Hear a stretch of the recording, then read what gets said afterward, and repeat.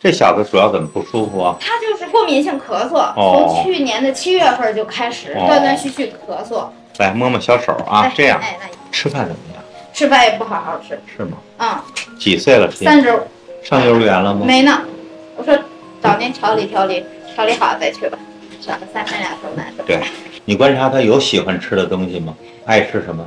也没有特别爱吃，反正就是主食面条特别喜欢吃。是吗？啊，面条啊、粥啊这些。得嘞。随着天气凉了，一方面不着凉，平时把衣服给我们调理好，晚上盖的东西逐渐丰厚一点，对吧？